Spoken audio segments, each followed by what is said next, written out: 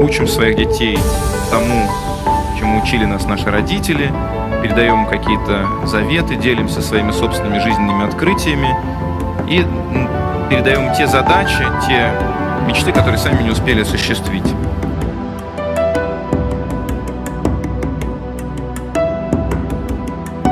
Поразительно.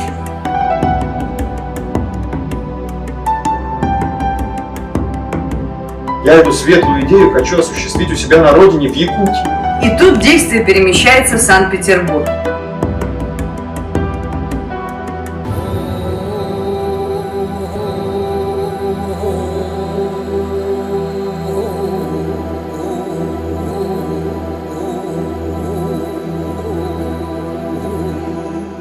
Доброго времени суток!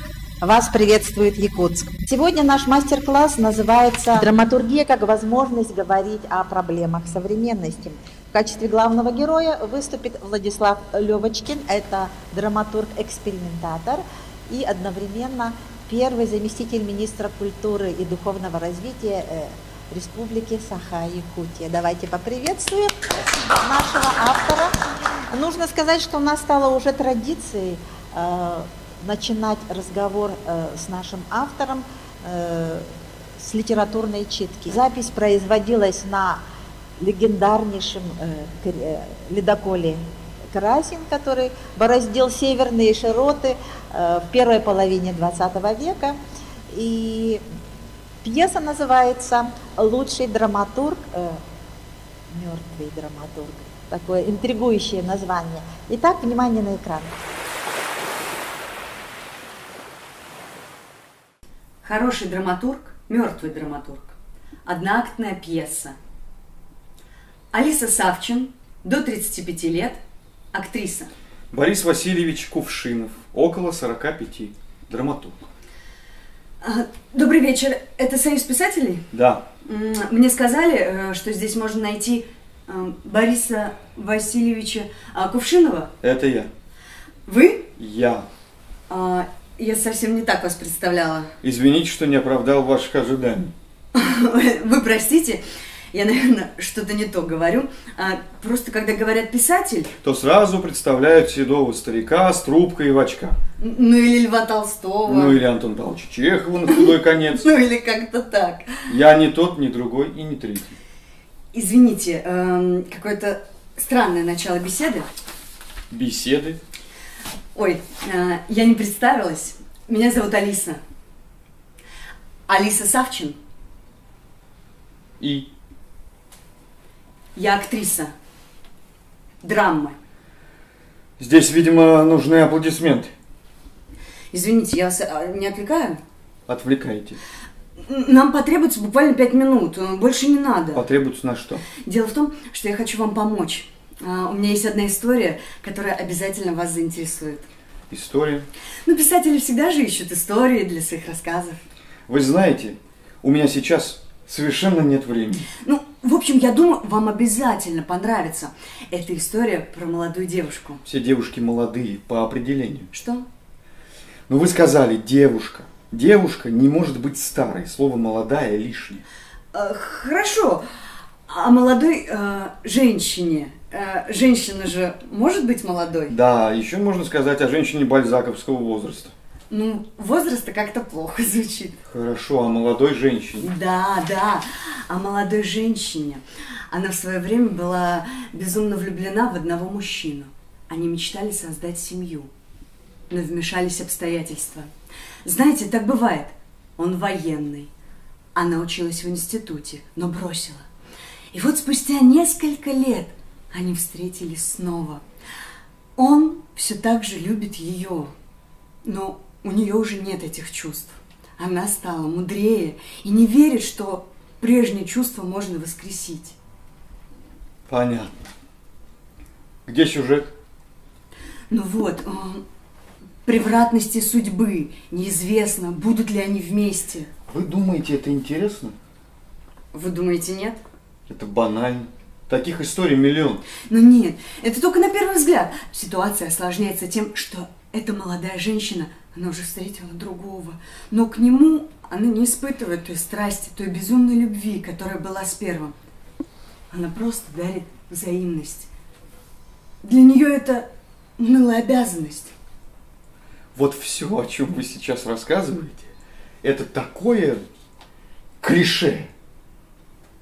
Клише. Да, точно, клише. Как я мог забыть? Да, здесь должно быть именно клише. Простите. Сейчас. Я даже знаю, как это играть. Понимаете, я смотрю на эту историю как актриса. В этой истории есть чувство, есть эмоция. Это то, что может затронуть зрителя. Да. Ну, понимаете, все, что идет сейчас на сцене, оно такое бесчувственное, такое геройка патетическая. В нем нет чувств обычного человека. Ничего не затрагивает душу, понимаете?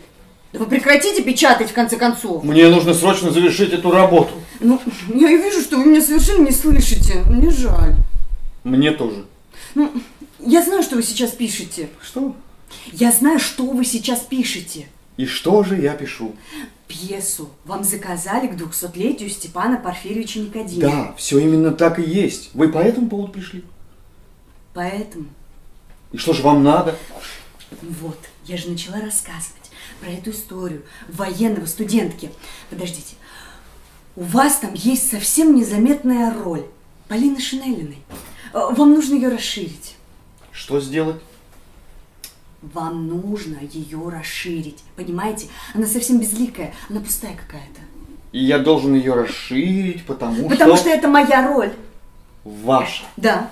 Да, у нас же было предварительное распределение, всего месяц до премьеры. Вы знаете, ну как это обычно, ни музыки, ни костюмов, ну а надо. Ну, допустим. Почему вы решили, что эту роль надо, как вы говорите, расцветить или расширить? Ну, из того, что было в первом действии, становится понятно, что дальше ее не будет.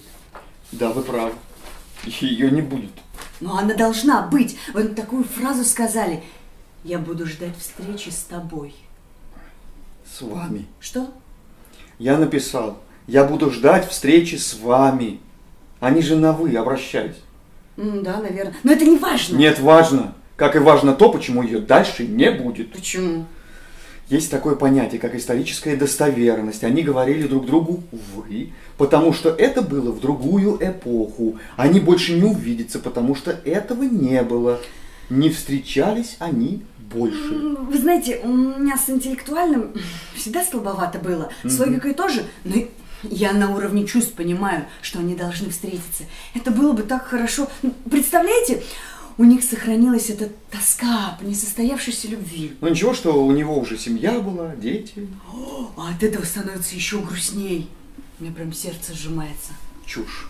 Ну нет, я прям вижу ее трагическую судьбу. Она вышла замуж за нелюбимого человека, и она вынуждена хранить ему верность. Если сделать все так, как вы описываете, то это уже будет спектакль не про Степана Порфирьевича Никодимова, а про Полину Шинелину. Вы знаете, просто у нее очень интересный образ.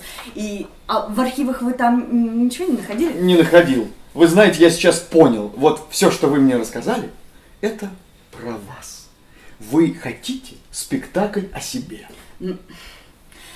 Ну, в каждой актрисе есть что-то от их героинь. А иначе как бы мы тогда играли? Вот наш преподаватель по сценической речи и актерскому мастерству Елена Матвеевна Васнецова всегда говорила, что для того, чтобы зритель поверил, нужно сначала поверить самой. Поразительно. Вы знаете, наша беседа мне сейчас напомнила пьесу. Пьесу абсурда. Героиня приходит к автору и требует отдельную от пьесы судьбу. Пиранделла. Надо запомнить. Ну да. Ну вот сейчас все увлекаются экспериментами, хотят удивить, поставить все с ног на голову, абсурд сделать. А людям же нужны простые человеческие чувства. Вот все, что мы обсуждаем, это очень бессмысленно. Я очень прошу меня извинить, но я должен срочно завершить свою работу и уйти. Ну вы что, хотите, чтобы я ушла? Мне очень жаль, но время уже позднее.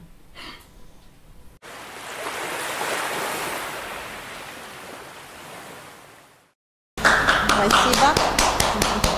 Поаплодируем нашим актерам, режиссеру, постановщику. Мне очень понравилось, как исполнили артисты. Мне кажется, они вот почувствовали, ну, как бы вот тот посыл, который шел от меня. На самом деле, ну, это такая как бы шутка, да, на самом деле пьеса-шутка. И, то есть жанр комедии, да? ну да, мне хотелось сделать комедию, и там, ну, как бы дальше и продолжается вот, жизнь двух людей творческих, которые встречаются и вот общаются, получается, в замкнутом пространстве, усиливается конфликт, и потом наступает развязка, но как бы на самом деле мне хотелось, ну, вот, рассказать, может быть, приоткрыть вот кулису, как это на самом деле происходит за, скажем, за сценой, потому что то, что видит зритель, это то, что мы видим в свете софитов, это тут только малая часть того, что есть на самом деле, а с творческими людьми мне приходится общаться, ну вот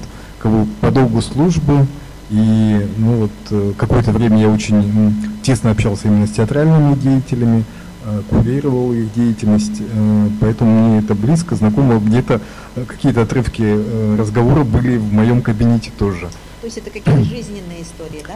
Ну, на самом деле образы, они сложились собирательные, ну, конечно, какие-то фрагменты, что-то из жизни, ну, это, собственно, была как бы тоже задача в рамках лаборатории драматургии, которую мы вот делали с Вячеславом Турниковым, и ну, это тот проект, который я ему предложил для того, чтобы его реализовать, и ну, вот он посоветовал, каким образом можно сформулировать, и у меня было время, в прошлом году я, так случилось, приболел, и вот пока болел, да, вот смог доформулировать.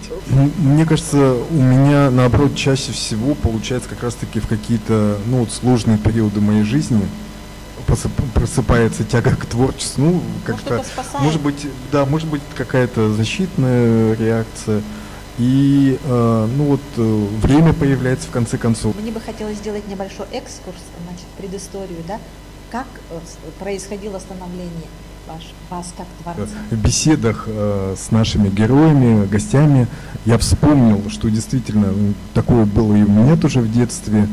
Я работал в газете «Якутия», и однажды туда пришло письмо из Алекинского района, деревушка Тако. Написали, что вот у нас жил-был сосед, мальчик Владик, который к нам приходил в детстве, рассказывал к нам сказки. Я вспомнил, действительно, так и было. Я приходил к соседям, я ставил стульчик, садился и рассказывал сказки. Сначала одну сказку, потом в следующий день приходил вторую сказку рассказывал. Да, вот такой Алан Хасут, ну вот как бы вот где ходил, где что понасобирал, приходит и рассказывает, да, и вот такие вот вечера проводил одного актера, да. Вот, видимо, вот там вот все и началось, потому что, ну как бы действительно время такое было после перестроечной неспокойное, и на самом деле я не по той стезе пошел, на самом деле. Изначально я пошел учиться на высшее образование, оценка недвижимости у меня была специальность. То есть не журналистика, да, сначала я занимался, вот я сдавал там высшую математику, физику, геодезия, черчение, 2 года проучился, но как бы я вот опять же тоже вот сейчас вспоминаю, это время тоже нужно было, чтобы понять, чем ты хочешь заниматься, и на самом деле вот вместо того, чтобы физику, химию, биологию изучать, я читал Кафку, я читал Сартра, Камю, Кенкизи. Я ездил на метро, да, там очень долго такой путь был от общежития до университета, и как бы, ну, это было время, когда можно было прочитать все это. Я, естественно, все это глотал. И у меня на самом деле все началось с стихов.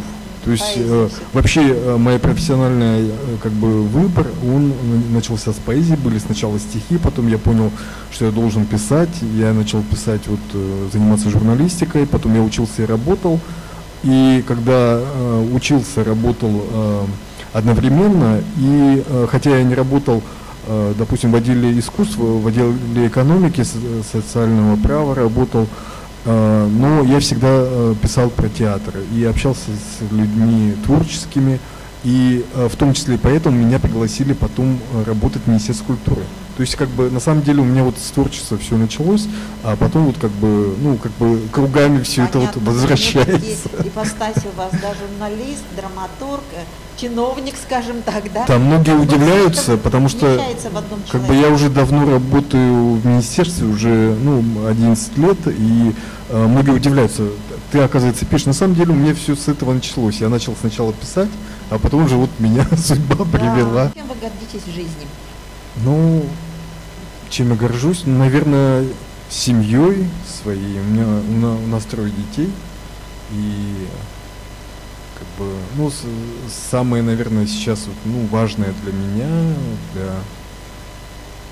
конечно, когда очень насыщенная жизнь, все равно рано или поздно какие-то возникают ситуации выбора, где нужно что-то выбирать. Но для меня, наверное, самое главное все-таки семья сейчас. Я думаю, что всегда так будет. Здравствуйте, друзья. Я очень рада сегодня видеть тебя в этом качестве, как бы, и мой вопрос, я чувствую как тоже, что ты пишешь часто, когда возникают какие-то ситуации в жизни. Но я думаю, что ты как человек вообще в принципе пишущий, вряд ли ждешь, когда будет эта ситуация. Наверное, ты пишешь в других какие-то моменты. Вот вопрос. Когда ты творишь, учитывая, что все-таки ты еще и живой человек, почему не случилось?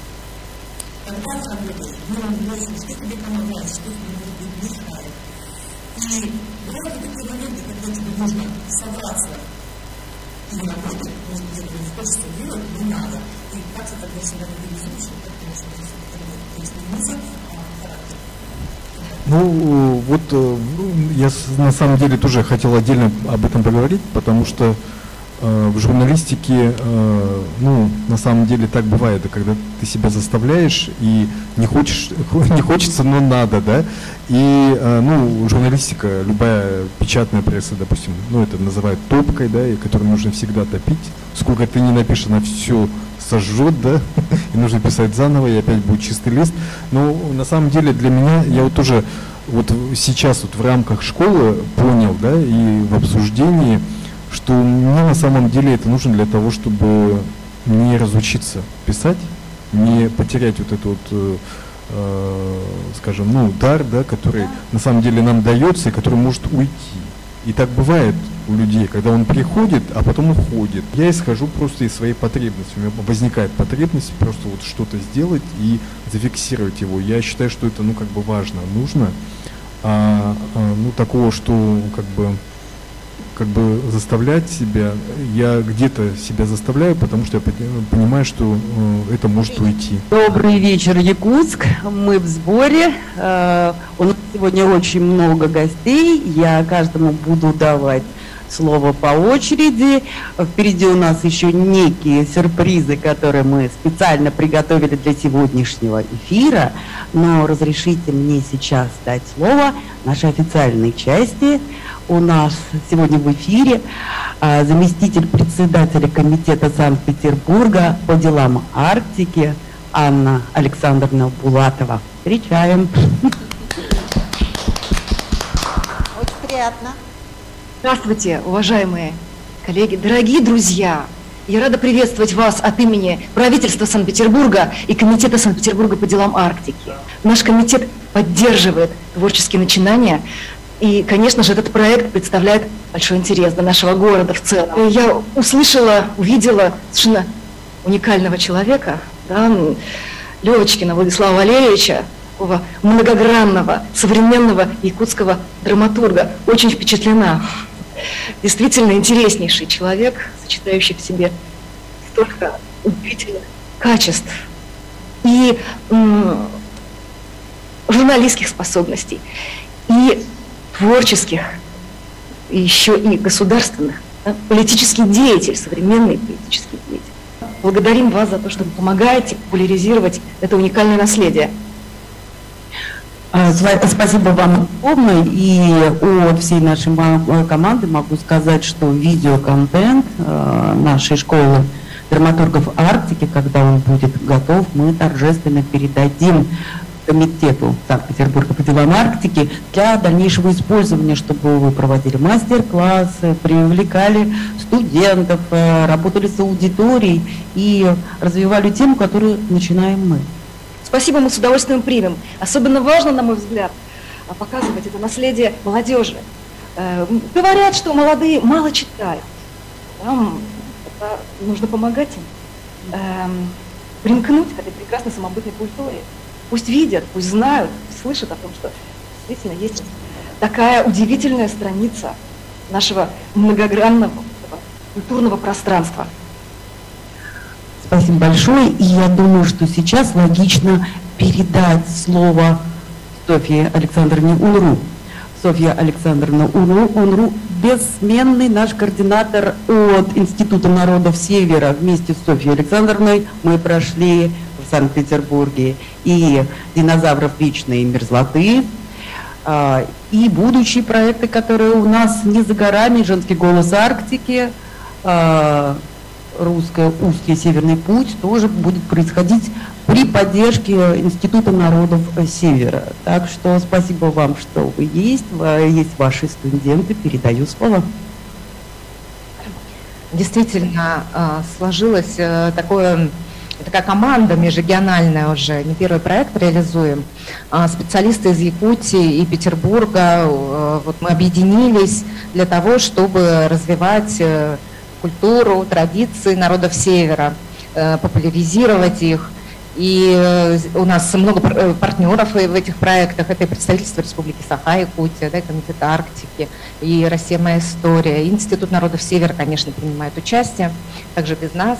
И наши студенты, конечно, читают. И я, когда беседую на лекциях, я понимаю, что да, не все еще потеряно. И студенты действительно приобщаются и к родной литературе. И у нас они обучаются по профилям филологическое образование, родной язык и литература, культурология.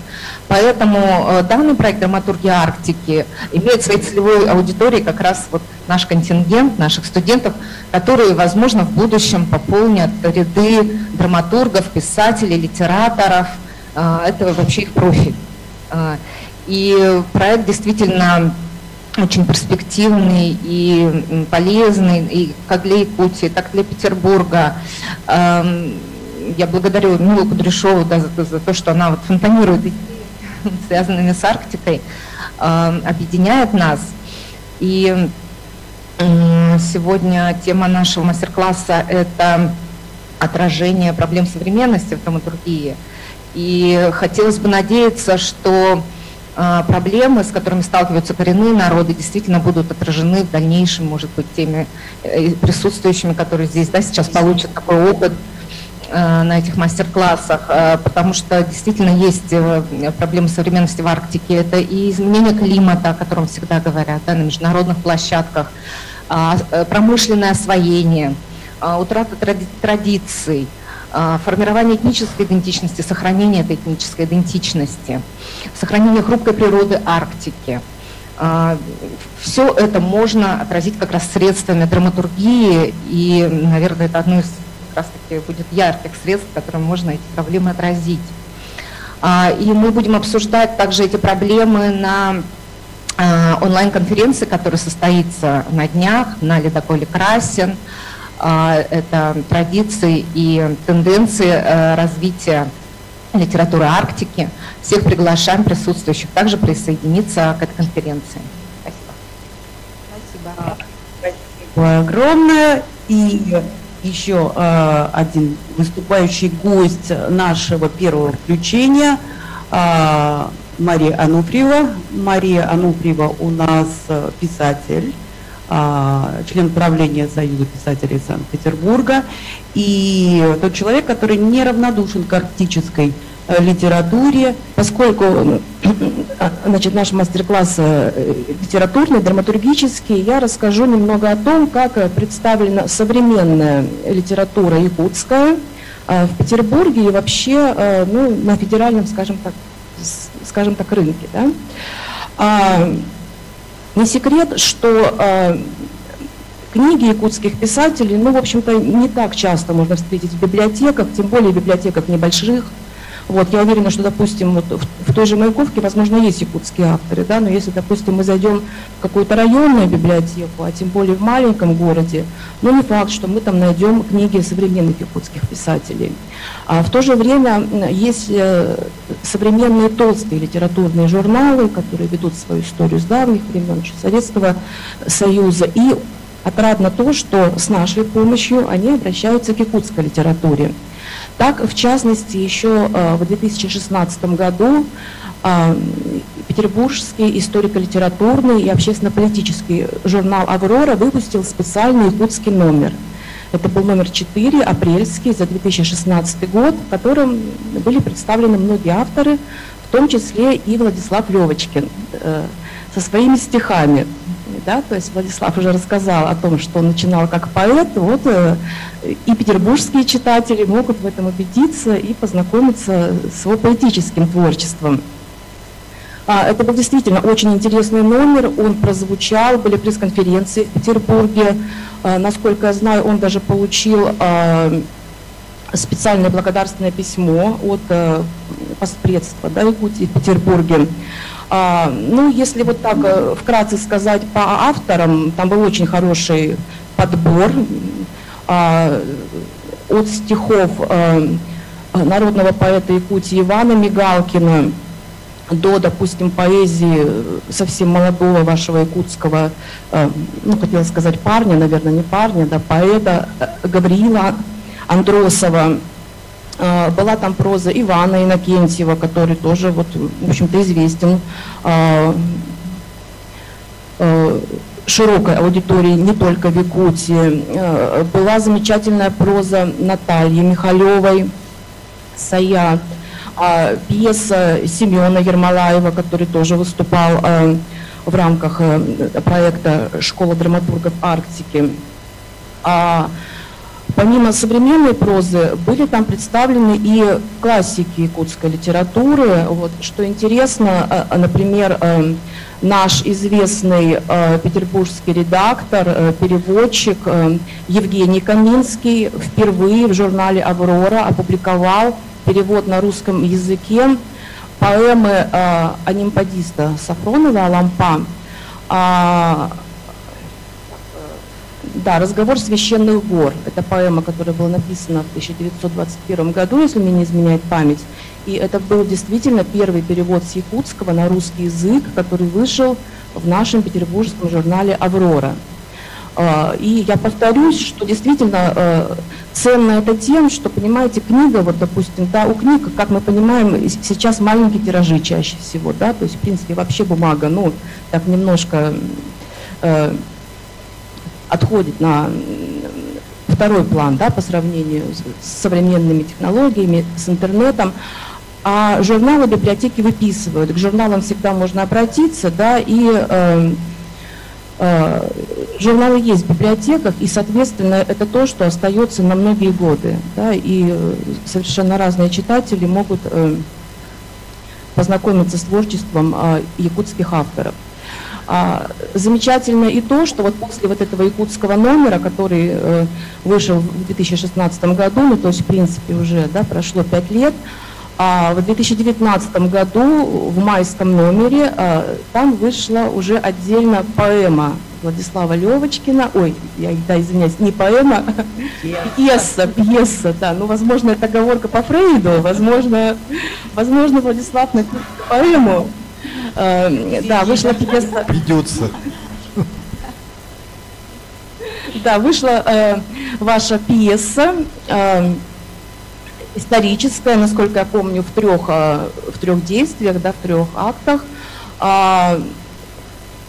И, в общем-то, тоже «Пути Господни», я имею в виду, да, и я хочу сказать, ну, поскольку, собственно говоря, просто я немножко в курсе, да, редакционной ситуации, то есть пьеса вышла практически сразу же после того, как была предложена редакции, да, то есть очень часто рукописи лежат там месяцами, а бывает и годами, а тут, в принципе, прошло, ну, там буквально несколько месяцев, это такие рабочие моменты, и пьеса сразу же увидела свет на бумаге.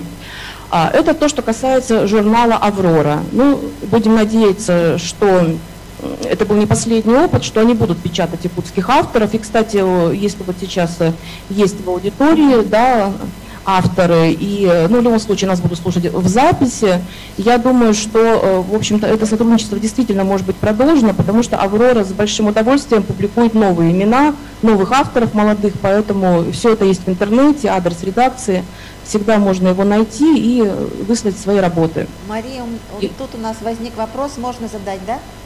Да, конечно. Да, любопытно узнать, как вообще молодому автору, драматургу ли, публицисту ли, попасть вот в такие крупные российские журналы? Какие шаги ему нужно сделать, предпринять? Ну, во-первых, ему нужно написать хороший текст. Публицистический, или художественный, или поэтический. Или... Вот. Во-вторых, вы знаете, нужно не стесняться, вот, пользоваться современными технологиями. Все журналы сейчас имеют, естественно, сайты, да, то есть,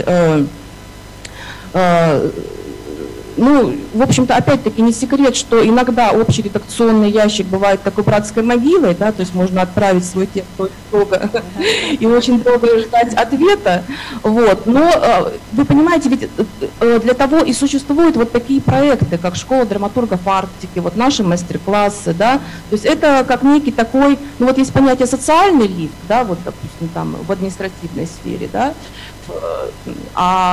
и в литературе же тоже, но пускай это не социальный лифт, назовем это литературный лифт, да, то есть у вас же наверняка вот под, ну, возможно, под эгидой Владислава, либо других сотрудников, да, в комитете по культуре, возможно, есть какие-то литературные объединения, у вас есть ассоциация союзов писателей, которую возглавляет Олег Сидоров, да, то есть на самом деле все друг с другом сотрудничают. Я тоже очень много работала с Якутией совсем недавно, то есть моя почта не секрет, я могу ваши тексты предложить напрямую для редакции. То есть мы открыты для сотрудничества, есть почта, я так понимаю, у проекта, да, официальная почта. Вы можете отправить текст туда, Мила. Ну и что, это очень хорошая идея Маша, что адрес нашей школы может быть неким проводником, да, то есть куда можно высылать будет работы общие. Да, и на самом деле очень интересно работать с авторами, и тем более, ну, не только состоявшимися, да, которые уже имеют налаженную базу контактов, но и с молодыми, и открывать новые имена, тем более Якутия такой интересный, самобытный, уникальный регион. Если «Аврора» — это журнал, который выпускается в Петербурге, ну, в общем-то, я назвала его петербургским, то журнал «Дружба народов» — это журнал действительно федеральный, да, он ведет свою историю тоже с начала образования Советского Союза, вот. Ну, да, исходя из самого названия «Дружба народов», вы прекрасно понимаете, что это ваш целевой журнал в том числе. Вот. И в советское время он напечатал авторов разных национальностей. И сейчас продолжает эту традицию. И вот в «Дружбе народов» тоже был специализированный якутский номер. Это был декабрь 2019 года. Целиком он был посвящен, естественно, якутской литературе. Приветственное слово там писал Айсен Николаев. И, в общем-то, тоже, ну, я не буду называть сейчас поименно, там тоже был и Мигалкин, были и переводы очень интересные. У Владислава Левочкина там вышла пьеса, на этот раз современная пьеса «Своя кровь», вот, я считаю, очень интересная пьеса. Вот, я, насколько понимаю, наверное, она пока не поставлена, да, то есть, возможно, что-то уже изменилось с тех пор, но мне кажется, действительно пьеса интересная, и было бы здорово увидеть ее на театральной сцене. В общем-то, «Дружба народов», насколько я понимаю, тоже не исключает возможности продолжения издания специализированных якутских номеров. Вот. В этом же номере выходила и моя статья, в которой я рассказывала о своем опыте работы с якутской литературой. Дело в том, что несколько лет я вела проект в литературной газете совместно с компанией «Алроса». То есть мы публиковали якутских авторов, и статья моя была посвящена отчасти памяти экс-директора республиканского холдинга «Сахамедиа» Кирилла Алексеева, да, который, к сожалению, очень рано и неожиданно от нас, от вас ушел. Мы с ним заочно очень дружили, он очень помогал мне в моей работе. Ну, собственно говоря, «Дружба народов» очень хорошо представлена в библиотеках и Петербурга, и других регионов. И насколько я знаю, когда я бываю в библиотеках, и бываю я там довольно часто с выступлениями, просто иногда даже вот интересно взять, посмотреть, да, формуляры. Действительно, журналы читают, то есть их, да, берут в читальном зале, ну не знаю, дают ли их домой, наверное, вряд ли. Вот. И таким образом толстые литературные журналы, я считаю, такие довольно серьезные проводники национальной литературы на федеральный рынок к общероссийскому читателю. Мила, мы чуть попозже будет у нас второе подключение, да? Да, я думаю, ближе к концу мы уходим от вас где-то на полчаса. Спасибо. Хорошо, спасибо всем. На самом деле я хотел поговорить еще о том, что театр очень часто не говорит о тех актуальных вопросах, которые сейчас интересны человеку. Как правило, театр ставит, ну, вот, скажем, картины прошлого, придут, да? Допустим, или то, на что придут. То есть есть определенные, как бы, ну, потребности у общества тоже, и в этом тоже, ну, зритель играет свою роль. Но, как мне кажется, сегодня современному театру тоже нужно менять свои подходы, переформатироваться, готовиться к тому, что зритель будет уже иным. И время, как бы, вот мы сами видим, как оно стремительно меняются условия, в которых мы живем. Театр очень часто не затрагивает те темы, которые актуальны для современного человека. Те темы, с которыми мы сталкиваемся в своей современной жизни. И мне кажется, это неправильно, не совсем правильно. Ну, им, видимо, нужно иметь постоянную фокус-группу. Да, думаю, мне хотелось бы, может быть... Чтобы понять, что нужно зрителю и над чем им надо работать. Ну, возможно, да, это вопросы менеджмента, но мне хотелось бы просто как, ну, творческому человеку, который, когда что-то пишет, ну, что-то, скажем, предложить вот в таком формате, именно касаемо из тех проблем актуальности, которые сейчас актуальны. И, может быть, даже где-то заглянуть, как бы, ну, в завтрашний день, потому что, ну, театр этого не делает совсем. Да, театр этого не делает совсем. Если, допустим, ну, взять, скажем, кино, да, там, или телевидение, да, то мы там часто заглядываем в завтрашний день, и, как правило, это делаем. А театр все-таки у нас, как бы, в основном питается из прошлых эпох, да, ну, скажем, есть классика, которая действительно всегда будет ценна, но нужно понимать, что ей должно быть место для современного театра. Я вижу, как они, вот, скажем, подходят к нам, да, ну, проблемы цифровизации, проблемы, допустим, ну, проектное управление, да, то, что сейчас вот, как бы, активно применяется. Мне кажется, нужно на эти темы говорить. Я стараюсь тоже затронуть эти проблемы, почему вот меня, как бы, назвали экспериментатором, да, видимо, ну, вот с этим связано, потому что, ну, мне кажется, есть такие темы, которые мы пока еще не обсуждаем в театральном дискурсе, хотя это тоже необходимо.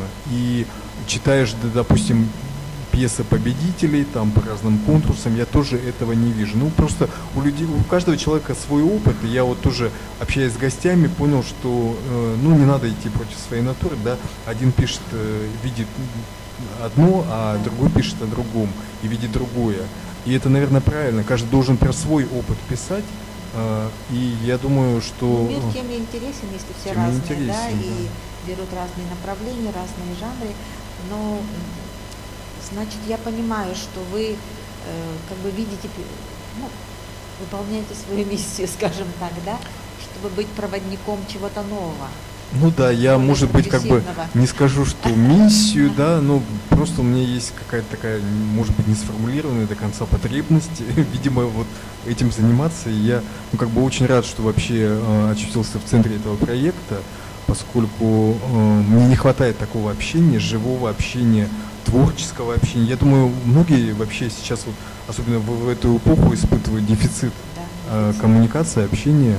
Сейчас у нас на связи режиссер театра юного зрителя Александр Тигеров. Как раз вот в этом театре вы ставили одну из пьес. Коллектива театра юного зрителя Республики Саха-Якутия и от своего имени разрешите поздравить Владислава Валерьевича с этим замечательным днем.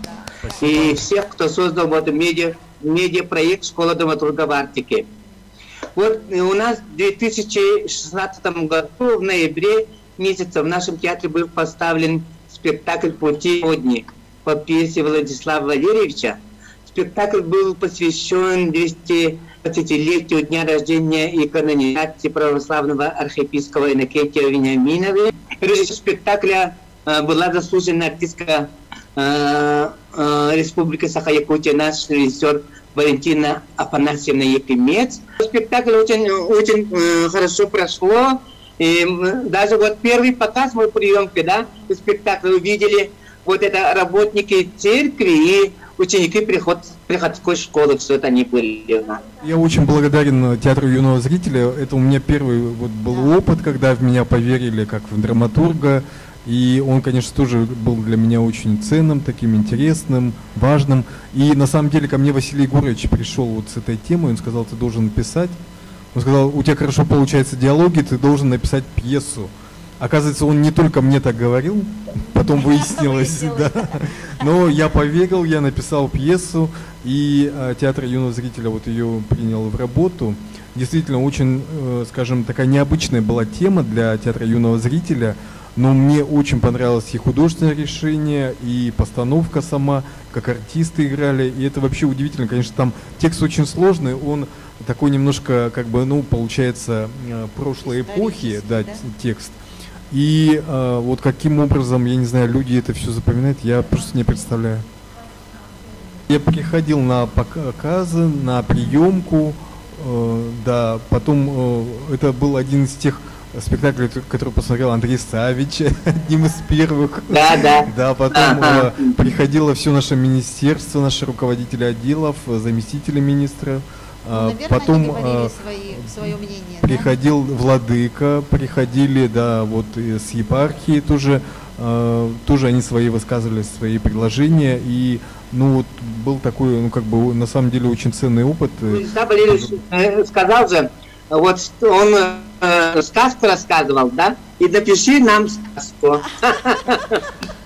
Хорошо. Обязательно напишу. Обязательно напишу. Я вот еще тоже не сказал, я когда писал, я не думал, что театр юного зрителя будет стоять.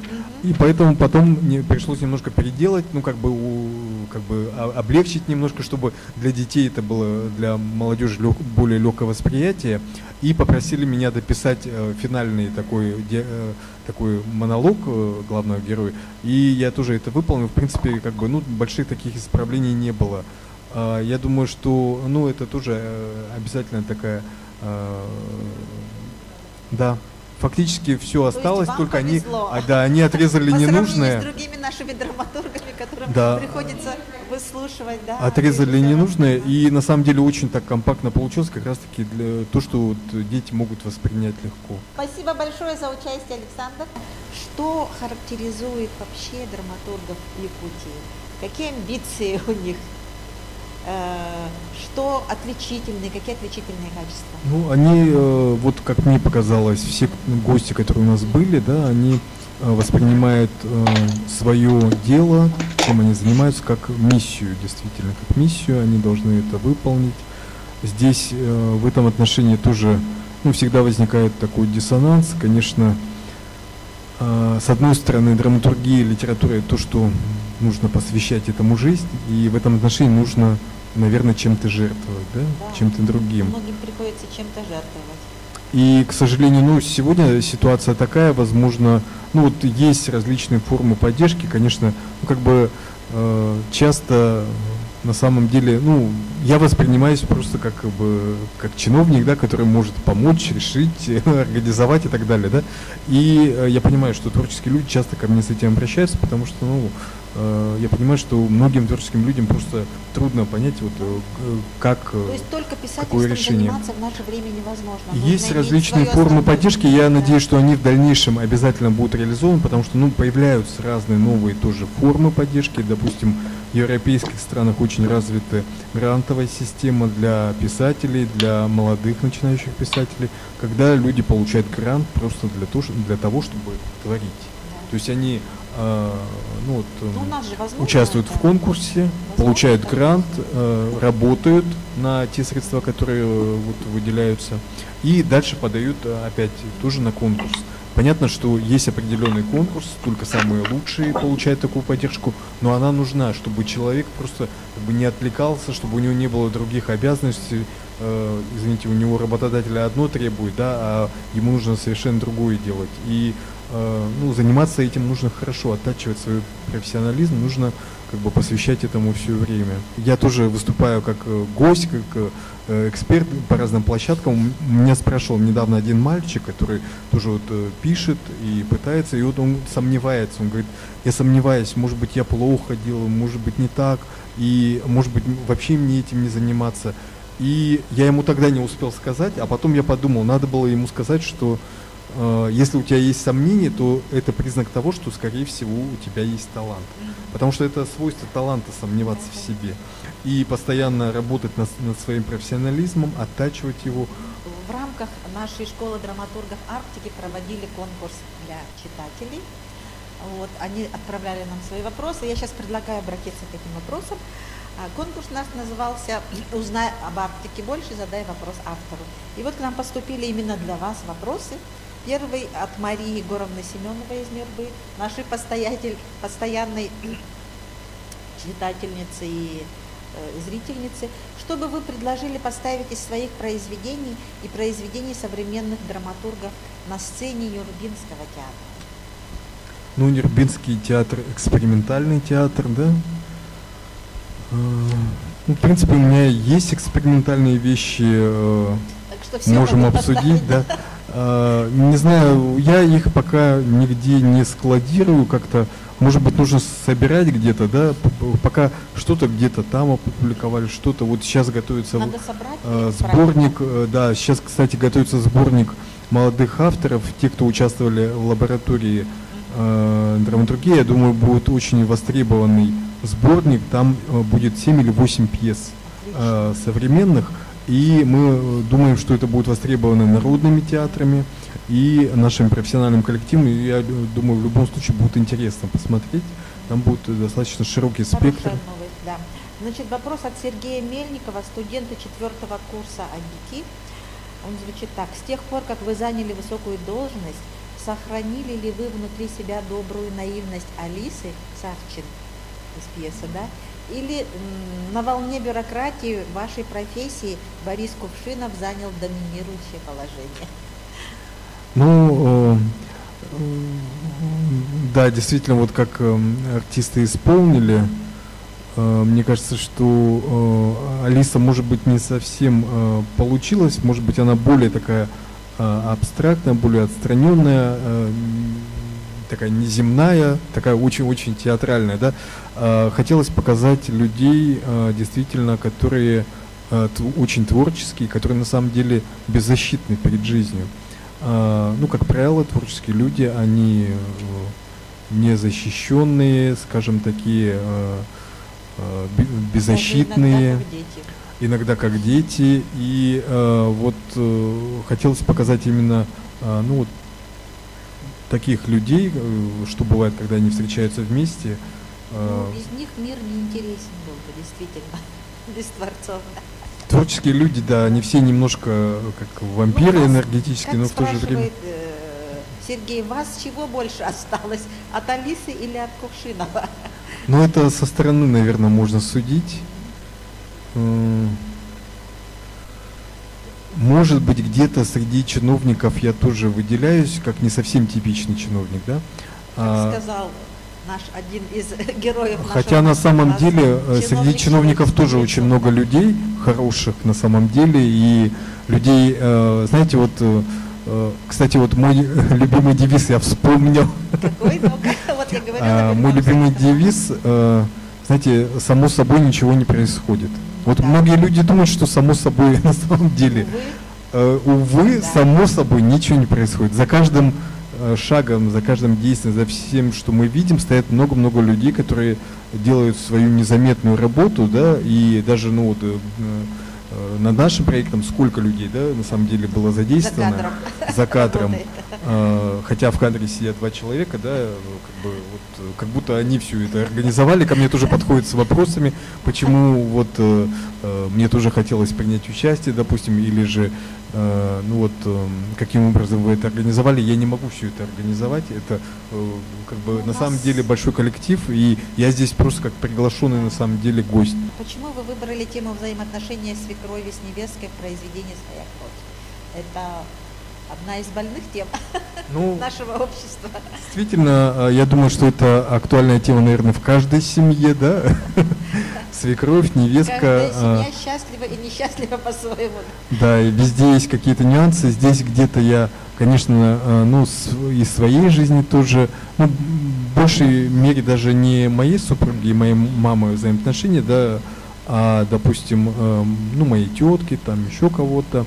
А на самом деле эта ситуация, она реальная ситуация. Я жил у этой бабки, снимал у нее комнату, и ну, я был тогда еще только как бы, ну, вот студентом. И вот эту ситуацию я всю как бы изнутри от нее узнал, да.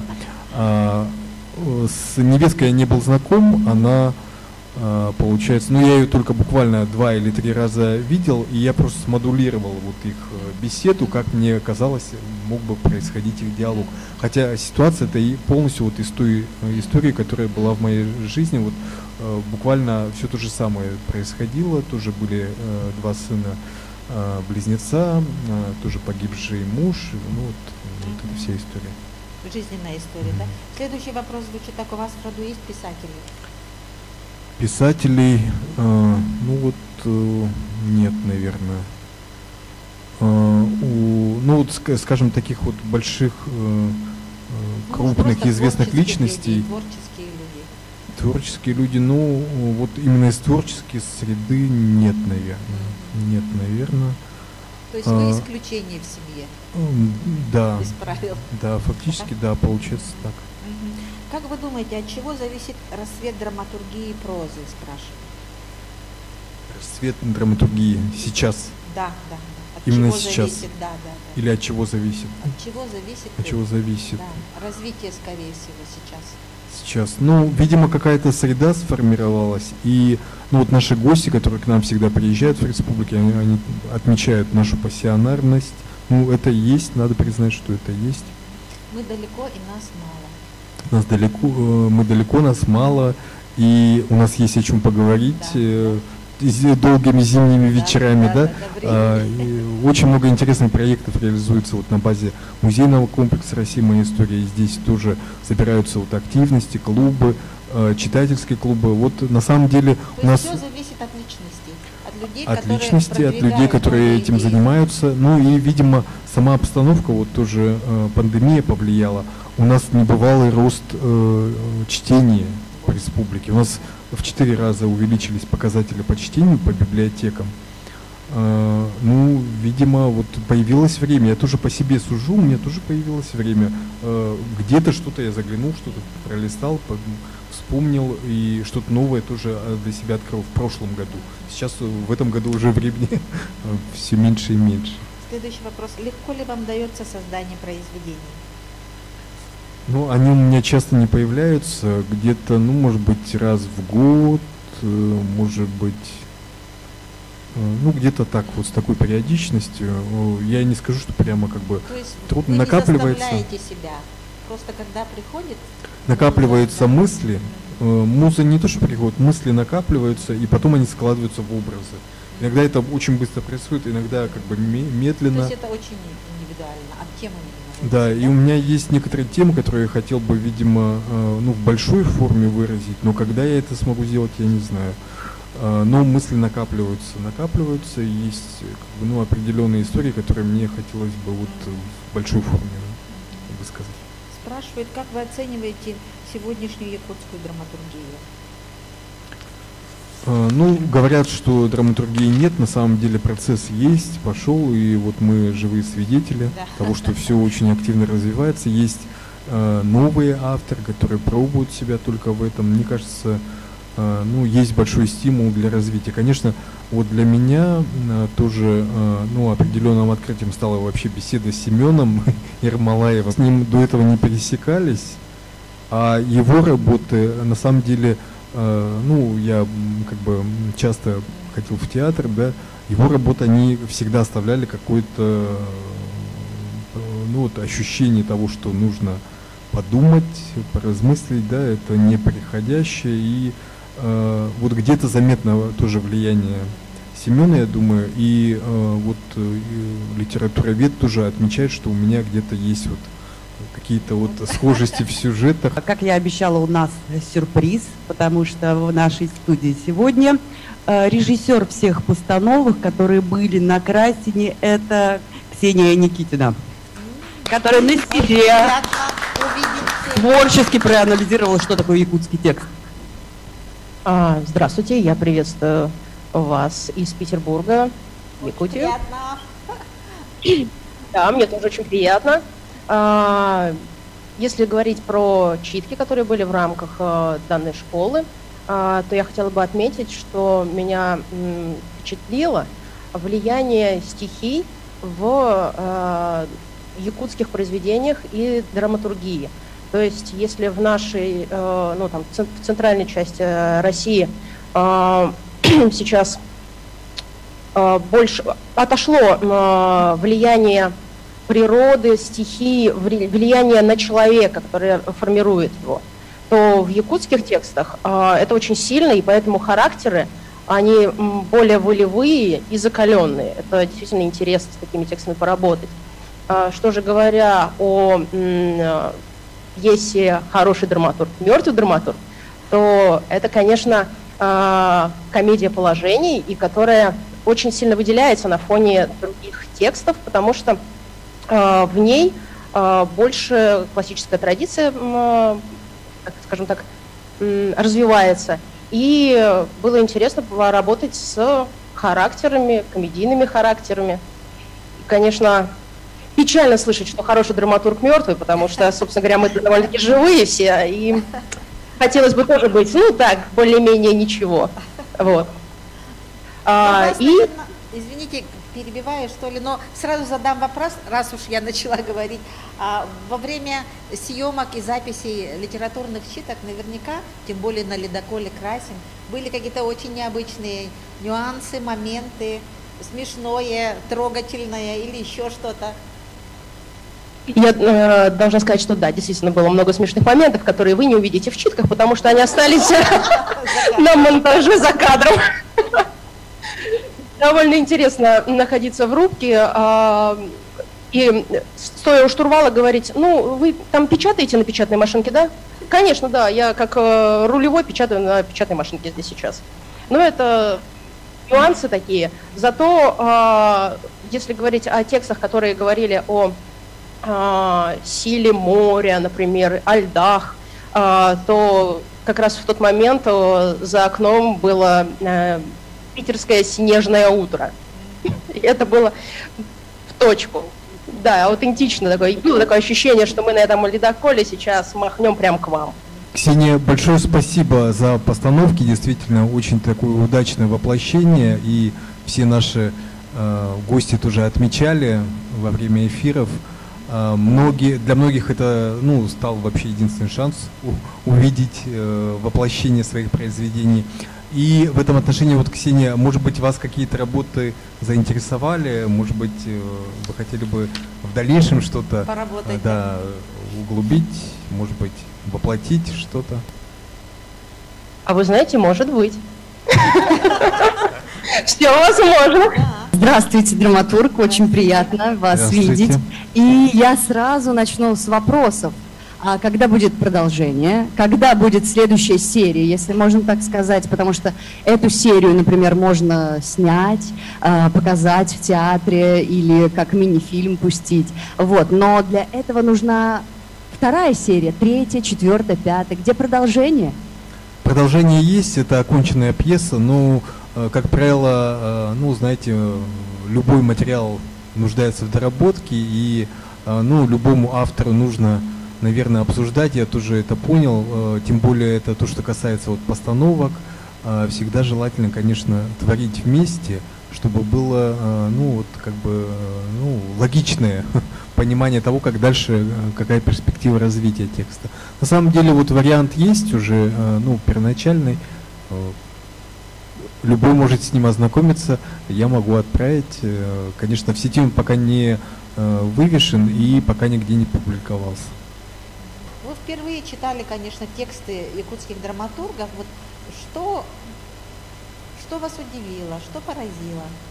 Хотелось бы знать. На самом деле меня все удивило, все поразило, потому что когда я нахожусь в среде питерских драматургов, я буквально купаюсь в их текстах, и настолько противоположные тексты якутских драматургов, поэтому для меня все было ново, все интересно. Мы многое обсуждали, дискутировали, над чем-то поражались, смеялись, удивлялись. Поэтому спасибо вам за наши новые эмоции, новые впечатления.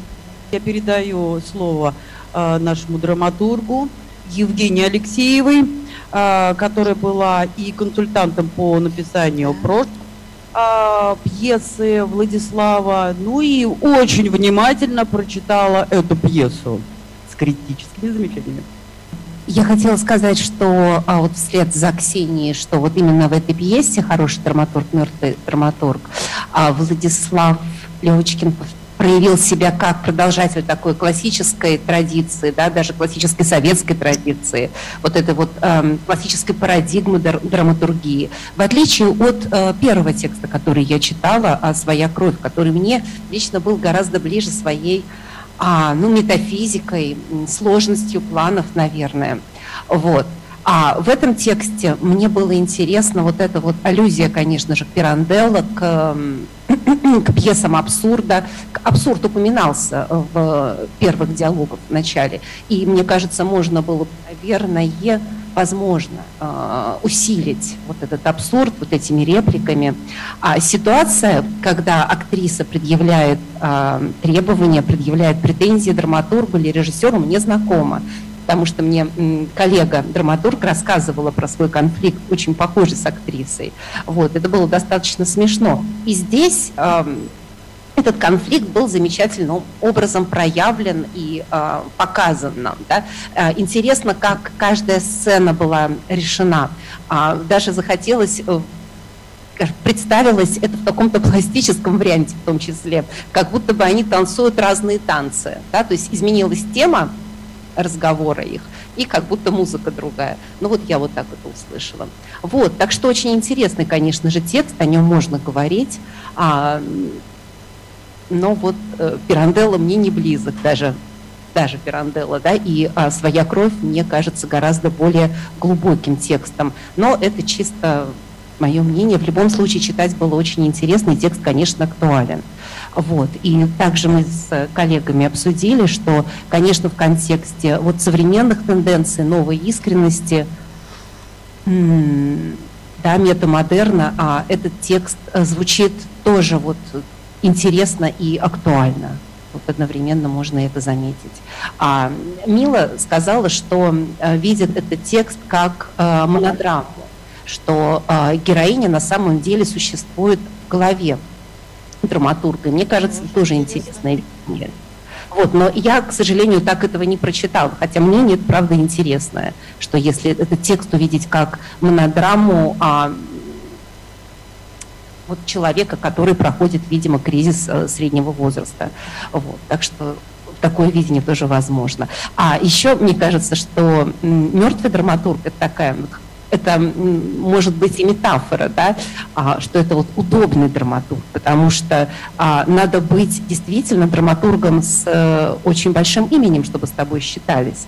А так большинство из нас является, конечно же, мертвыми драматургами, потому что с нашими текстами можно делать все, что угодно. Вот. И мы все это знаем. Так что в каком-то смысле мы все удобные и немножко мертвые драматурги. Вот. На этой позитивной ноте я, наверное, закончу. Вот такое обсуждение, оно очень помогает. Вот мне, по крайней мере, очень помогло по своей крови вот наши беседы, наша переписка, потому что оно позволило мне вот дальше как бы более точно сформулировать то, что вот как бы, ну, ты хочешь донести до зрителя. И, ну, вот как раз тоже буквально на днях вот пришла новость, что планируют ее к постановке сейчас, эту пьесу, поэтому, может быть, я еще дальше буду ее дорабатывать. Особенно меня поразил наш недавний эфир с молодыми драматургами, когда мы понимаем, что необходимо общение, необходима коммуникация для определенной тенденции молодой драматургии. И поэтому мы не теряем идеи, мы не теряем мысли о том, что мы смогли бы провести школу драматургов Арктики офлайн, и Ксения и Евгения смогли бы преподавать якутским студентам в Якутске, то есть пройдет пандемия, и, собственно говоря, и тогда наши петербургские актеры могли бы поставить пьесы, которые родились также во время занятий. Вот эту идею мы будем дальше развивать, предлагать. И я думаю, что тогда вот эта искра совместного диалога даст очень много разных работ, которые будут достойны и публикации, и постановки, и может продолжится фейерверк новых идей. Вот, это наша идея, и я бы хотела сейчас передать микрофон нашему залу. Да, если есть вопросы, мы ждем, пожалуйста, у нас пока есть время пообщаться. Агнесова Анна, первый курс, Институт народов Севера. Я писатель и редактор, и меня вот больше, наверное, писательские вопросы интересуют, может, не по теме, и немного такой непривычный вопрос писателю задавать, как мне кажется. Некоторые писатели избегают ответа на этот вопрос. Но вот мне интересно про писательский процесс больше узнать. Вот, как у вас лично получается по поводу, например, там, страниц в час, вот количество, допустим, нужно ли отвлекаться во время письма, то есть можно ли, например, читать какую-то литературу именно во время того, как вы пишете, или, может быть, лучше полностью своей идее отдаваться и прям написать текст, а только потом посмотреть, возможно, какие-то факты, если нужно. Как лучше вот действовать, например? Просто у меня, например, такой писательский кризис, застой, мне было бы полезно мнение человека, который бы, скажем так, помог разобраться получше в писательском процессе именно. Ну, у меня как бы небольшие формы, малые формы, поэтому, в принципе, я как бы, ну, успеваю высказать, пока у меня мысли есть в голове, вот за короткий промежуток времени, но какое-то время, конечно, я их накапливаю. То есть сначала у меня появляется, как правило, идея, что нужно это создать, потом я ищу образы, наверное, да, а потом после образов уже появляется какая-то структура их взаимодействия.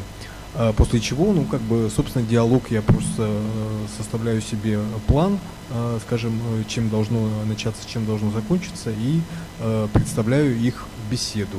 Говорю сначала за одного, потом за другого. Конечно же, ну, вживаясь вот в этих персонажей, да, играет уже, проигрывая про себя, вот, как они могли бы говорить, как они могли бы думать.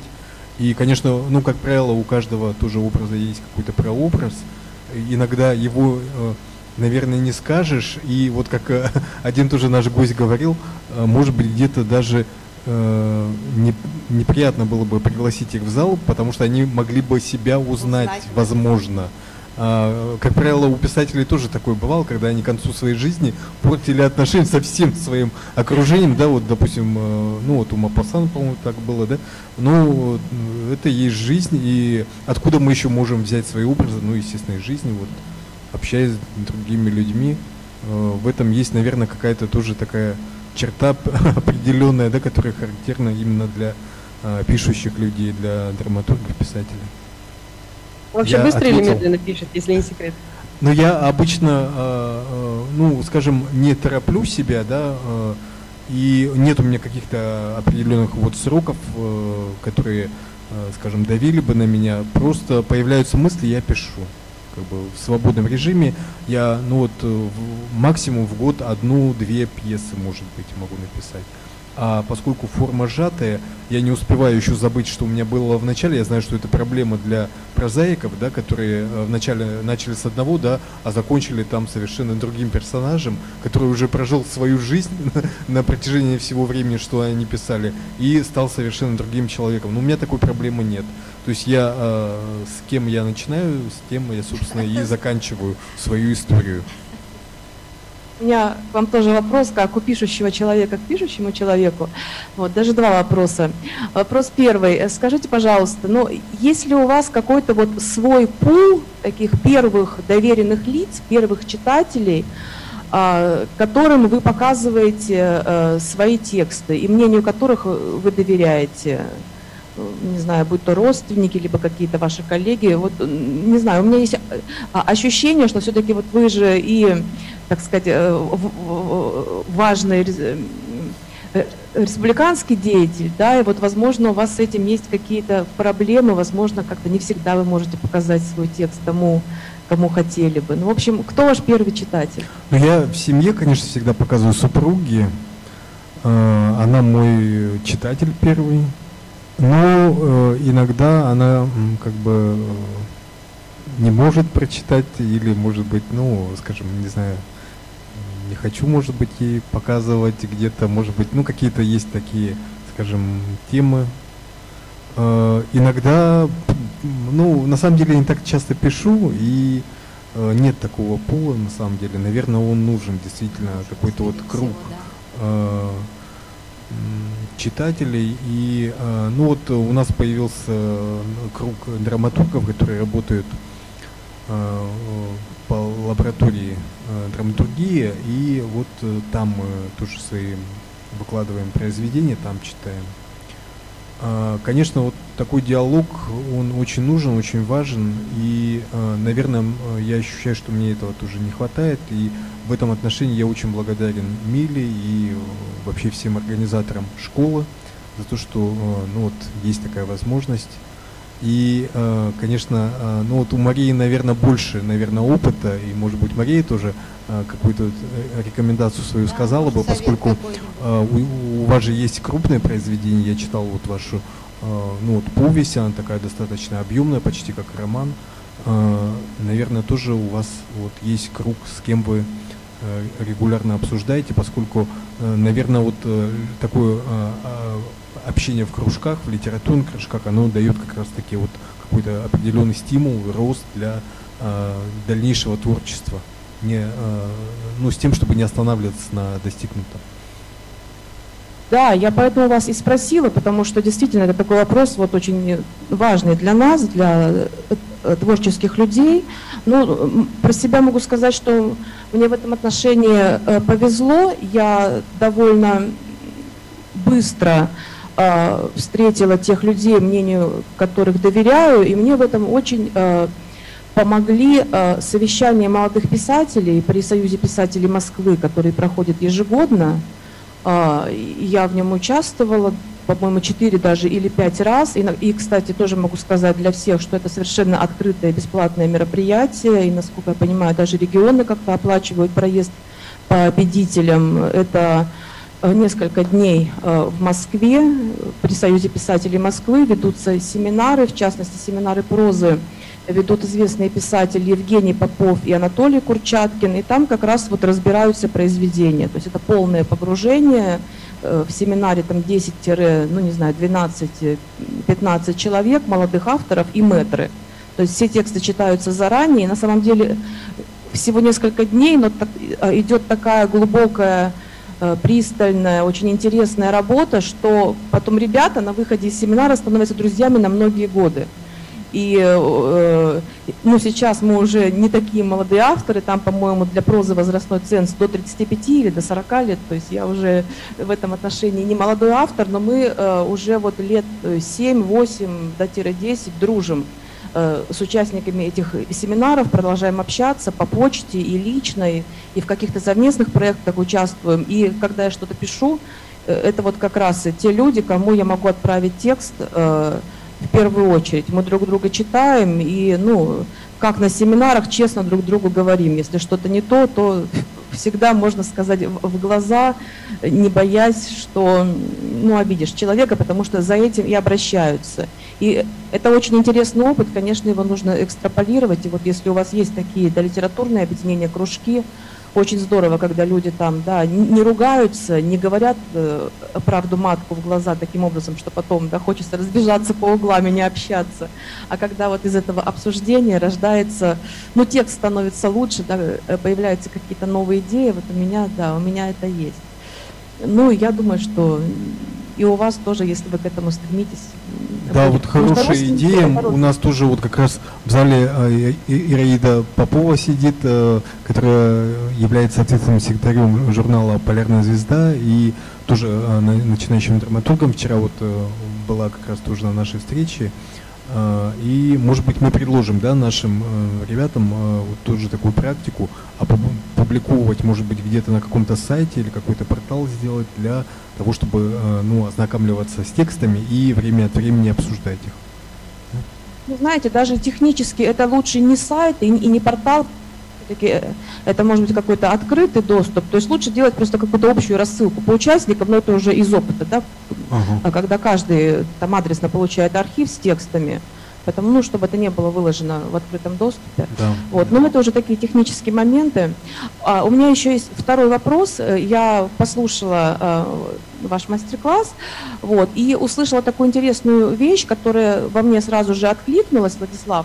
Вы сказали, что понимаете, что вот писательство, оно дается как дар, но оно может, и пропасть этот дар, вот это вот какое-то чутье. Я, может быть, говорю своими словами, но вы понимаете мысль. Вот. Вы на себя это примеряете, вы опасаетесь того, что уйдет у вас желание писать, бывает вот такое. У меня, кстати, сейчас тоже, как у предыдущего оратора, такой творческий застой. Вроде и материал есть, вроде все есть, а какого-то пазла не хватает, чтобы начать писать новый текст. И я тоже боюсь, что вот это что может уйти вот этот нерв, вообще вот это желание.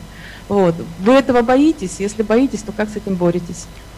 На самом деле я, может быть, не осознаю, что есть такой страх, в большей степени осознают мои сенсеи, которые время от времени ко мне подходят и говорят: брось ты вообще, это никому не нужное дело, иди пиши, не трать время зря. Мне Василий Егорович сколько тоже это говорил: иди пиши лучше, не занимайся вот этим пустым, никому не нужным делом. Вот есть какой-то такой страх, возможно, я его еще пока не осознаю. И, знаете, очень хорошо сказал, мне понравилось, как сказал Глуховский на встрече, что надо встретиться с реальной жизнью, и после того, как ты встретишься с реальной жизнью, у тебя вновь появляется желание писать, творить. Если есть какой-то творческий застой, как-то надо это излечивать тем, что есть, потому что, по крайней мере, у меня в творчестве, бывает, что я пишу тогда, когда, действительно, не могу не писать, то есть нужен какой-то стресс, и для меня стресс, он выходит таким образом, то есть я выкладываю все это на бумагу. Я хотела пожелать Владиславу дальнейших публикаций и в толстых литературных журналах, и, может быть, издания книги отдельной со временем, пожелать вам своих режиссеров и вдохновения, еще раз вдохновения. Спасибо большое. Спасибо Санкт-Петербургу, спасибо, Мила. Для нас это действительно такой большой шанс иметь такую ниточку с Северной Пальмирой, с культурной столицей России, поскольку как раз-таки через такие связи мы обогащаемся, можем дальше расти, не замыкаясь на том, что происходит у нас только. И как раз-таки такое общение, оно очень обогащает. Очень много благодарностей было от тех, кто смотрел нас в эфирах, те, кто участвовали, говорили о том, что действительно это очень нужно, и это нужно продолжать. И, конечно, мы очень рады, что с помощью всех заинтересованных лиц мы смогли все это сделать. Какие вопросы больше понравились? И победитель у нас получит этот необыкновенный журнал, специальный выпуск «Дружба народов» за 2019 год. Об этом журнале сегодня много говорили. Спецномер именно по Республике Саха-Якутия. Здесь авторы все, которые вот у нас проживают. Мне тоже посчастливилось здесь свои произведения показать. Вот Мария о нем рассказывала. Большое всем спасибо, кто принимал участие в его создании. Вот, наверное, тогда Анне отправим, да, в Санкт-Петербург. Анна из Агнесова, института. студентка наша, да? Да. Да, хорошо. Она убежала куда-то. Опять убежала. Хорошо. Услышала свое имя. Остальных? Так, и двое, вот у нас были авторы, которые прислали. Была Мария Егоровна из Нюрбинского театра. Давайте Марию Егоровне отправим. Марии Егоровне, потому что она как раз интересовалась работами современных авторов. Анна пришла, да? Анна, мы с большой радостью отправляем вам журнал «Дружба народов», это спецвыпуск как раз-таки по Республике Саха-Якутия, где авторы нашей республики представили свое творчество. Спасибо вам за участие, за интересные вопросы и желаем вам активного творческого роста и дальнейших свершений. Я думаю, что у вас уже есть первый опыт, тоже хотелось бы с ним ознакомиться. Спасибо вам большое. И третий журнал, кому у нас достает? Студенту, да? Как зовут? Сергей Мельников. Сергей Мельников. Хорошо, 2 журнала остаются у нас здесь, в Якутии. Большое спасибо Санкт-Петербургу. Мила, мы завершаем нашу трансляцию, но это не значит, что мы прощаемся с вами. Школа драматургов Арктики путешествует по литературе арктического региона, и мы еще встретимся с вами. Всего доброго. Спасибо огромное. До встречи на ледоколе Красин.